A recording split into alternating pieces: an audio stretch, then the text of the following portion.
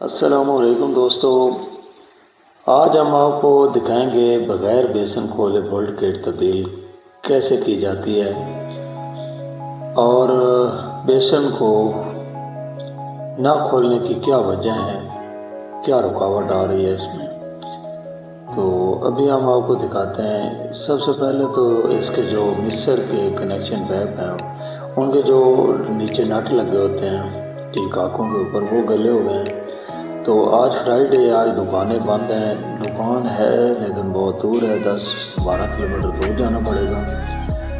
तो आज हमने बग़ैर बेसन खोले हमने बोल्ट किट लगानी है।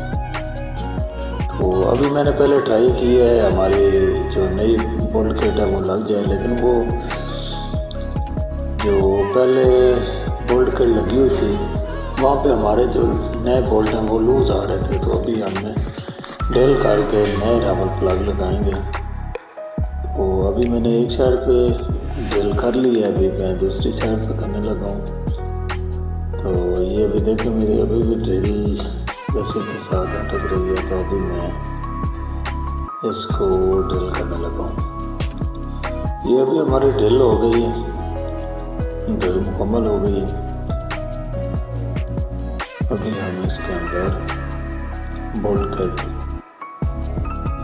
ये रबड़ प्लग हैं जो बोल्ट किट के साथ होते हैं।